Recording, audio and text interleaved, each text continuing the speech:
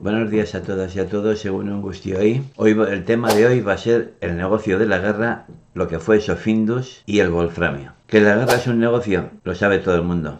Y si no, miremos a la historia. Hoy nos vamos a centrar en algo muy concreto, como lo fue y quizá lo es, el wolframio. El wolfram. Durante la Guerra Civil Española, los alemanes estaban muy interesados en controlar ese mineral. En sus cálculos anteriores sabían que la guerra era fundamental para ellos. Y por eso, dentro de la ayuda militar que aportaron a los franquistas, sabían que se harían con todo el wolframio de la península. Hoy vamos a hablar de lo que fue Sofindus. Sofindus, que era la abreviatura de la Sociedad Financiera Industrial, fue una red empresarial creada y controlada por la Alemania nazi durante la Segunda Guerra Mundial. Operaba como un complejo entramado de empresas y de entidades que servían para manejar los recursos económicos, apoyar actividades de espionaje y facilitar el abastecimiento de materias primas estratégicas, especialmente en países neutrales como España, Portugal y América Latina. Sus funciones más importantes eran la financiación y la logística. Sofindus gestionaba fondos y bienes que Alemania necesitaba para sostener su maquinaria de guerra.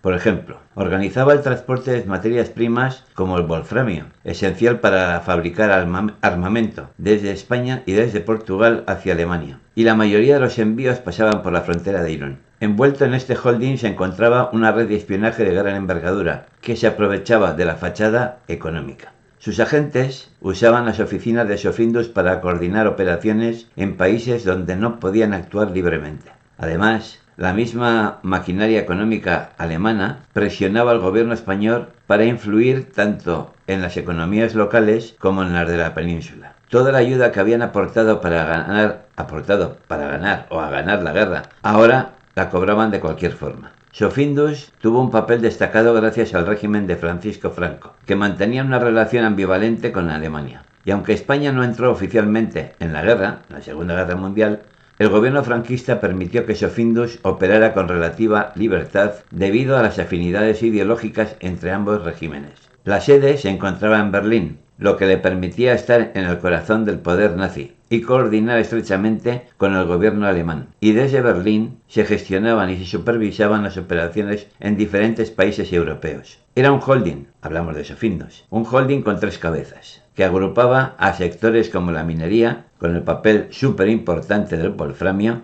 En la otra pata, la otra cabeza, era el comercio de las materias primas, como hemos dicho antes, fundamental, y por último el transporte. Por lo que se hizo famoso a Sofindus y a su líder, Johannes Bernhard, fue el tráfico de wolframio hacia Alemania, estableciendo una estricta monitorización por parte de las fuerzas alemanas. El wolfram, ese material escaso y revalorizado durante los años de guerra, resultaba vital para reforzar el blindaje de los carros de combate y se encontraba con relativa facilidad en las explotaciones mineras de Galicia y del norte de Portugal. Johannes Bernhard monopolizó a través del emporio minero su explotación y su posterior envío a Alemania. Se calcula que entre 1941 y 43 España vendió a Alemania 1.100 toneladas anuales de wolframio, lo que representa un 30% de las necesidades de su industria militar. El transporte de wolfram desde Galicia a Alemania durante la Guerra Civil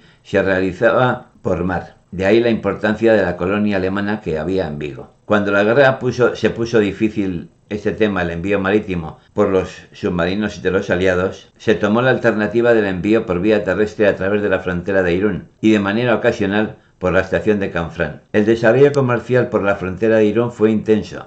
Sofindus controló todos los transportes desde Portugal a Francia, de los cuales el encargado de ello, Edgar Losse, era el responsable de los transportes, con el señor Baeseler desde Hendaya hasta Bayona y Bruno Lesser de Lisboa, desde Lisboa hasta Irún, y este señor vivía en Irún también, como responsables subalternos. En Irún, en principio, se almacenaban los minerales o se llevaban directamente al Alto Horno, situado en Bucó, en las cercanías de Bayona. En momentos puntuales, de necesidad se alternaban los envíos marítimos y terrestres, bien a fundirlos en Bogotá, como he dicho antes, bien directamente a Alemania, por vía de ferrocarril. Pero todos estos medios de transporte, poco a poco, se fueron acabando por los bombardeos de los aliados y la acción de los submarinos, como he dicho antes. Los aliados, y en especial Estados Unidos, también estaban muy interesados en el wolframio. Como digo, Estados Unidos y Reino Unido trataron de contrarrestar esta relación comprando grandes cantidades de wolframio a precios inflados o presionando diplomáticamente para que España limitara sus exportaciones al eje.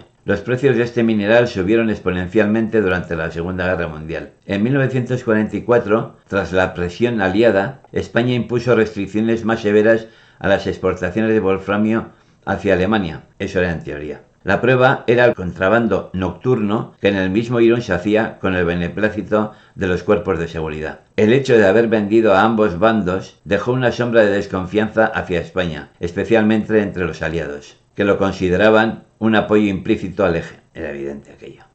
Los aliados detectaron su existencia incluso antes de la finalización de la Segunda Guerra Mundial, pero sus investigaciones se han considerado secretas hasta hace relativamente poco tiempo. Tanto la embajada británica como la norteamericana trazaron con precisión el laberinto de actividades clandestinas de Sofindus. Los aliados llegaron a triplicar el precio del wolframio para que no se vendiera a los alemanes. Sin embargo, sus servicios se van a ver interrumpidos muy pronto. Tras el desembarco del 6 de junio en Normandía, los aliados no dejan de avanzar a través de Francia. La guarnición alemana de Hendaya se retira durante los últimos días de agosto para evitar su captura, y la frontera quedará cerrada definitivamente en septiembre. En unos hangares de la misma ciudad, hablamos de Hendaya, junto a la estación, que no habían podido ser enviados a Alemania. No es un problema demasiado grave, como muy bien sabían los gestores de Sofindus. No faltarían compradores que quisieran aprovechar las azarosas oportunidades que fueron sembrando las guerras, porque el negocio de la guerra